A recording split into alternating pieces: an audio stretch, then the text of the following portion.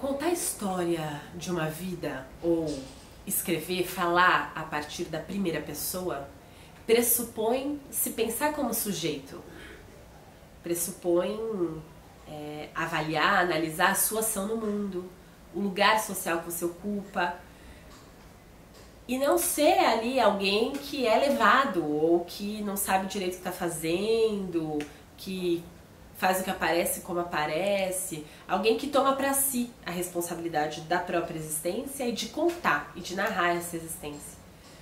Falar em primeira pessoa, escrever em primeira pessoa é um ato político importante, de afirmação, de uma perspectiva de mundo, que é única por um lado, porque cada sujeito ocupa um lugar, só que esse um lugar de um sujeito é compartilhado com vários outros. Sim, eu acho que é um trabalho artístico, né, por uma coisa mais ampliada.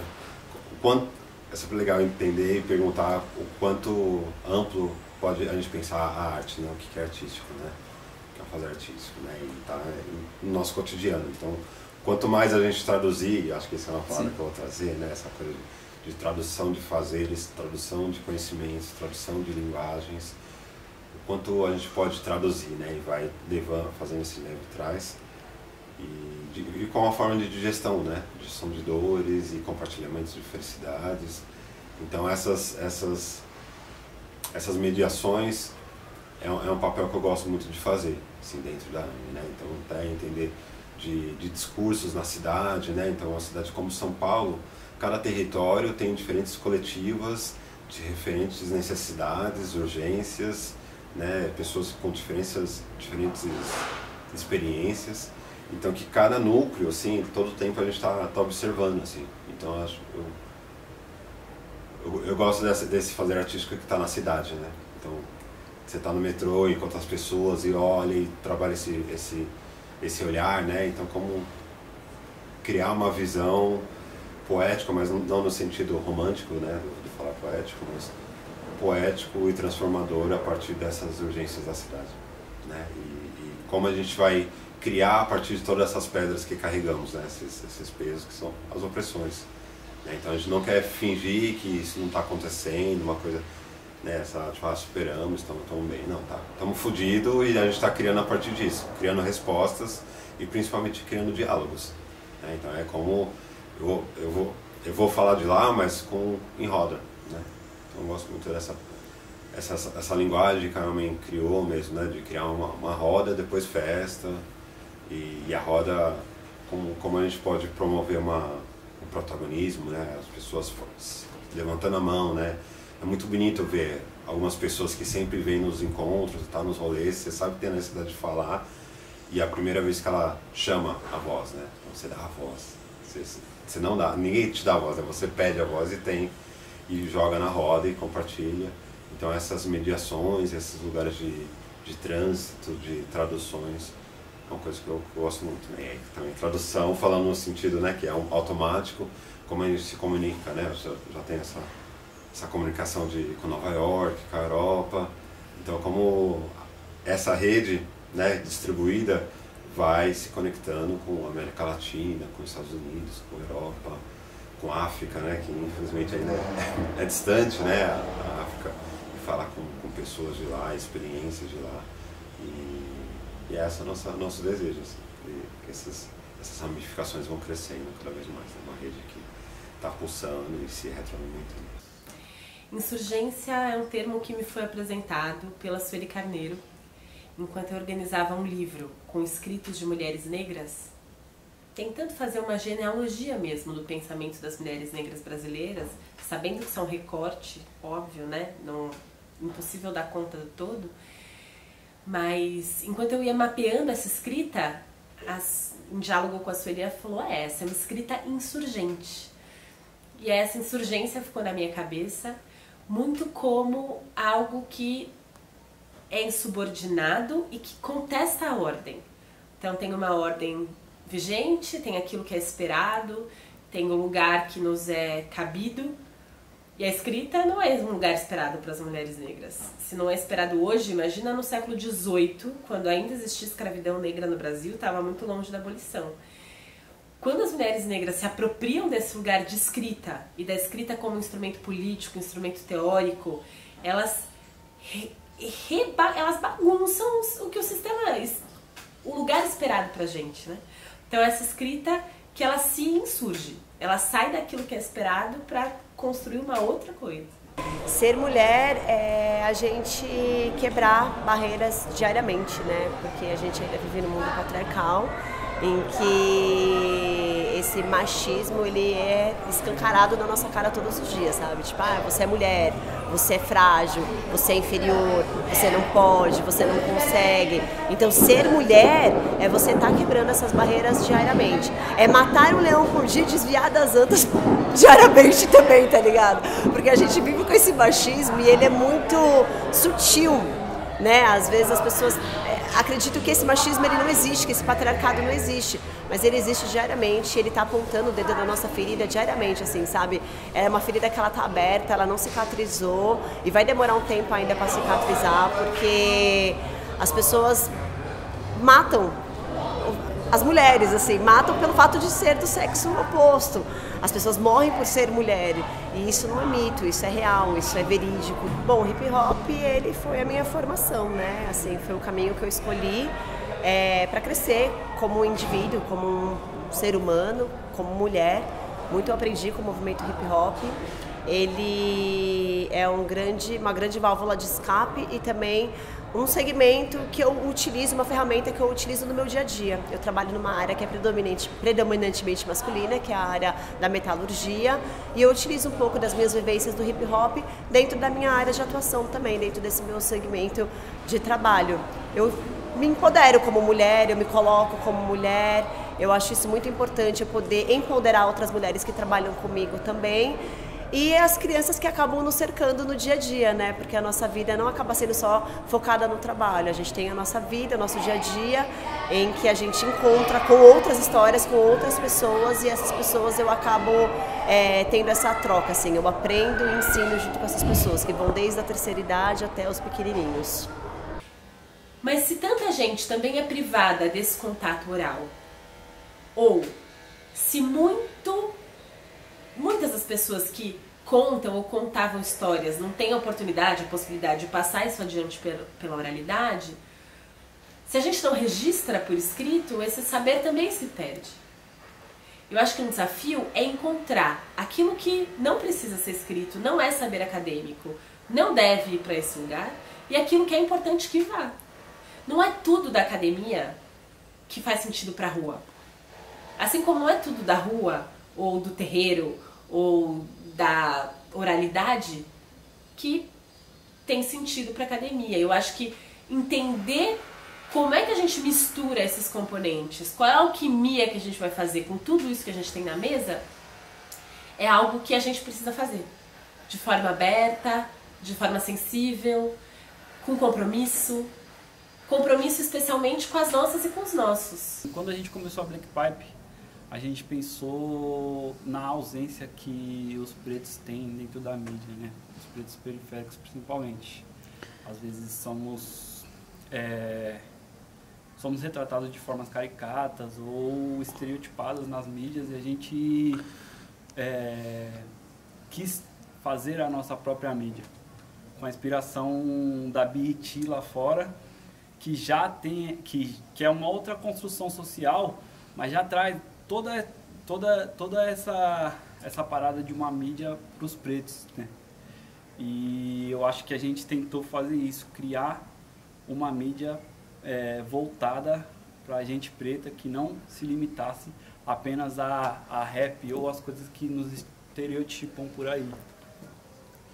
A ideia sempre foi unir 3 universos que a gente sempre gostou, que é a música, a moda e a cultura geek. A gente gosta de quadrinhos, gosta de música e gosta de moda. Então a gente quis unir esses 3 universos, algo que aqui no Brasil ainda é novidade, e a gente quis transformar isso numa espécie de identidade também, porque a gente via que muitas pessoas como a gente gosta dessas coisas, então a gente resolveu criar, porque a gente não via ninguém falando sobre isso. Então sempre pessoas brancas ou de outras vivências, e a gente quis fazer, pô, não tem, né, mano? Então vamos fazer pra gente e pras pessoas que vão se identificar com a gente, tá ligado? E isso gerou vários frutos, várias vivências, várias coisas que ainda eu não vejo assim algo como a Black Pipe, tá ligado? Tipo, 3 universos em um, fora o universo periférico que somos nós também, que somos as pessoas periféricas. Graças à tecnologia, às situações nas redes sociais, à linguagem que a gente mostra nas nossas redes sociais, nos nossos vídeos, na construção das nossas matérias, a linguagem, muita gente se identifica, tá ligado? Do Brasil todo. E isso é muito louco, porque há 5 anos atrás, mano, tipo, eu tava num emprego, tipo, carteira assinada, e eu nem imaginei, eu tinha vontade de fazer certas coisas que hoje em dia eu faço, tá ligado? E eu não sou um cara que fez faculdade, etc. Porque, tipo, num contexto social, um cara como eu, sem formação, muita gente não deveria estar fazendo o que eu faço, nem estar escrevendo sobre o que eu escrevo, tá ligado? Tecnologia no nosso trabalho, acho que é tudo também, saca? Apesar da gente estar sempre atuante nas ruas, fazendo eventos, etc. Mas, graças à tecnologia, o nosso trampo não tem barreiras. Então muita gente de todo o Brasil conhece o trampo, tá ligado? E se identifica. Tem um estereótipo, né? As pessoas acham que um preto só pode gostar de pagode ou de rap, ou tem que dançar. Só que a galera gosta de tudo, mano. O preto gosta de tudo, de todos os tipos de coisa. Então um preto pode ser nerd, um preto pode gostar de moda, um preto pode gostar de música, além de seja rap, etc. Então esse é o universo que a Black Pipe traz, tá ligado? Isso que a gente busca fazer. Que a tecnologia também tem aquela parte que ela está sempre se atualizando. Então quem tem a informação primeiro dessa tecnologia não é a gente, tá ligado? Então eu acho que a Black Pipe também é muito disso, né? A gente trazer essa informação, tá ligado? A gente fazer com que essa informação também chegue para as pessoas como a gente que está aqui e não tem acesso. Eu acho que o acesso é muito importante a essas tecnologias para a gente não deixar isso acontecer, tá ligado? Eu acho que a tecnologia tem muitas partes boas e também tem muitas partes ruins, porque ao mesmo tempo que a gente tem um acesso, a gente está tendo um acesso mais atrasado, sei da onde a gente é, tá ligado? A gente vê, tipo, exemplos mesmo, as pessoas brancas dentro de culturas que são majoritariamente feitas por negros e os negros criaram aquilo e os caras têm acesso a algumas coisas antes da gente, graças à tecnologia, que eles chegam primeiro e acabam pegando esse espaço por estar à frente na tecnologia. Não que a gente não vai chegar, não que a gente não tenha essa capacidade que é onde eles colocam como aquela meritocracia, né?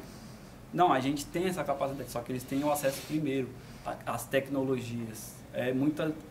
Um grande exemplo que eu vejo é a Pineapple, 1 Kilo, que eles estão dentro do rap, do hip hop, que é algo totalmente preto, tá ligado? São pessoas brancas que estão usufruindo daquilo, fazendo uma grana imensa que tipo, a gente ainda nem sonha em fazer antes da gente, tá ligado? Com a nossa cultura. A academia, no jeito como a gente conhece no Brasil, ela foi inventada na Europa, num determinado momento. Ela além de eurocêntrica, racista, machista, tem pressupostos do que é considerado saber acadêmico, o que é considerado conhecimento, que exclui muita gente, que exclui outras formas de saber. O Boaventura, Sueli Carneiro falam de epistemicídio, de você não reconhecer outros saberes como saberes, não reconhecer outras formas de explicar o mundo como conhecimento, e disso ser também uma forma de extermínio de povos, de culturas, de formas de pensar. Tem algo que é combater isso também teoricamente e discutir epistemologias. Falar, não, tudo bem, esse é um jeito de pensar o que é conhecimento acadêmico, mas eu também posso fazer a defesa de que o conhecimento produzido na rua e na oralidade é um conhecimento tão importante quanto. E a gente pode trazer todos esses saberes para a roda. Seja uma roda dentro da academia, seja uma roda na rua. Como é que eu consigo escapar das fronteiras? Como é que eu consigo, talvez pelas brechas, encontrar possibilidades de compor, de aliança do que tem de bom em cada um desses lugares? Tem algo da oralidade que é maravilhoso e que o registro escrito não é capaz de reproduzir ou de capturar. Tem algo da experiência de sentar e ouvir outra pessoa, de ouvir uma mulher mais velha, um homem mais velho, que a leitura de um texto não é capaz de dar conta. Na real, mano, na minha vida, quando eu comecei a andar de skate, tá ligado? Já conheci também os caras que filmavam, já na pista já tinha umas camerazinhas, os caras já filmavam e os caras já editavam com as fitas VHS, 2 vídeos, um ligado no outro, rec, colocava a fita em uma virgem, a outra rec, player aqui, bicho, era uma missão e eu já era pimentão, eu já ficava olhando, flagrando como que os caras faziam. Sempre achei muito louco e eu passei por essa fase do VHS, né, mano? De poucos caras que tinham as fitas pra assistir, o que motivava, porque pra aprender manobras tem que ver, né, mano? Então, tinha uma época, tipo, no começo dos anos 2000, não tinha como muito ver vídeo, né, mano? Não tinha internet, não tinha coisa fácil. Então, tinha que ter o contato com os caras que já era mais velho, que tava ligado onde a gringa, quem tá lançando vídeo, tinha os vídeos do campeonato da Europa. E aí tudo isso foi formando pra mim uma ideia fora sobre vídeo também. Sempre gostei, ficou tipo no meu estilo de vida mesmo. Gosto de filmar, tá ligado? Gosto de filmar as manobras, pá. Eu já venho tipo assistindo vídeo a vida inteira, tá ligado? E aí é aquela fita, né, mano? Não é nem por dinheiro, é pra ver meu vídeo ali, pra registrar minha passagem na terra ali, o que eu fiz, tá ligado? Eu acho muito louco isso. Vários caras que já morreu, tá ligado? Que nem tá mais aí, mas você vai lá e hoje em dia você consegue achar o vídeo do cara e ver o cara falando, o cara trocando ideia, o cara se expressando no bagulho mais feliz dele. Você fala, puta, eu vejo o vídeo como um bagulho sinistro que, tipo, eterniza mesmo, tá ligado? E aí, uma satisfação continuar filmando até hoje com os caras, né, mano? Começamos já, tipo, em 2005, pegar firme mesmo nas filmagens. Juntamos dinheiro para comprar nossa primeira câmera, juntamos dinheiro para comprar nossa lente. Primeiro olho de peixe, que nós tinha Gold. Vixe, a gente fazia uma gambiarra pra fixar a lente na câmera, tinha que passar a fita, né, e tal. E aí já a gente fazia acontecer já, tá ligado? A evolução tava monstra, mas aqui na cidade de Tiradentes, se não fizesse isso, não ia ter nada, tá ligado? Eu estou vendo e enxergando com outra perspectiva e as coisas vêm acontecendo, com competições, tipo, eu tenho o meu lado competitivo, mas também tenho o meu lado também que sou professor também, passo as bases, e nessa que eu estou passando as bases de ensinando, eu vou me aprimorando também, porque eu vou pegando os detalhes de cada detalhe, de cada postura, de cada respiração, e assim eu mesmo também acabo aprendendo. Então, entre as crianças e eu, todo mundo junto fazendo um só, tá ligado? Então todo mundo tem que aprender e vai desenvolvendo. O nosso desafio é se manter, não uma essência, buscar uma essência de skate para manter ela, mas se manter na nossa essência de skate que a gente criou a partir de uma necessidade que a gente tinha lá atrás. Então eu vejo que assim, dentro do coletivo LobCT, a gente deu as mãos, a gente continua junto, tá ligado? E a gente vai caminhar sempre junto. Claro que todas as pessoas do coletivo já não dependem uma das outras para ter seu sustento, sua renda garantida, o sustento da sua família garantida, mas a gente entende que a nossa forma que a gente criou de trabalhar, porque a gente teve que criar essa forma, a nossa metodologia de trabalho, a nossa metodologia de caminhar, ela é passível que continue junto em qualquer patamar que a gente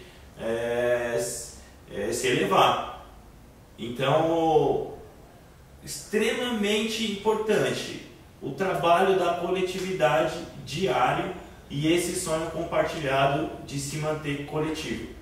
É muito comum também a gente ver uma apropriação de quem vai pra rua e suga aquilo, né? Tô aqui, ó, com esse objeto, eu sugo o que tem daqui e transformo isso em produção de conhecimento. Não, isso não tem nenhum sentido. Como é que eu consigo fazer isso junto? Como é que eu consigo também beneficiar as pessoas que produzem essa informação a partir de um outro lugar? Tem muitos modos possíveis de se fazer.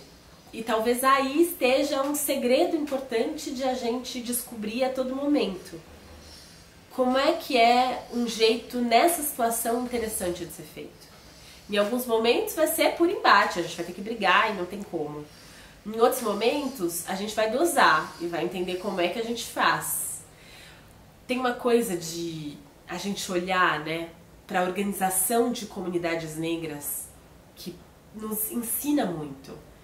Se a gente parar para pensar que o tambor, por exemplo, foi proibido no Brasil por séculos e séculos, e que o tambor existe ainda hoje com força nessa sociedade, tem uma sabedoria e um conhecimento gigante na forma como esse tambor foi tocado, como esse conhecimento foi passado, como ele ficou registrado. E isso está no campo também do sutil. E a gente precisa acessar esse lugar da sutileza. Se a gente olha para as histórias de orixás, não só de uma perspectiva religiosa, mas se a gente olha também como filosofia, como mitologia, ou como um saber, de fato, a gente aprende um monte.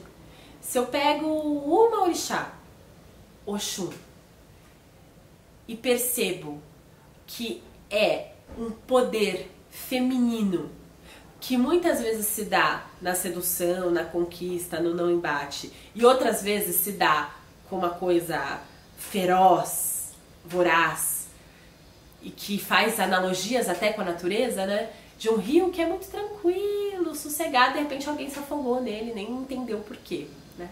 Então essa água que é calma e doce é uma água que também afoga. E não tem um jeito só de ser ou de fazer.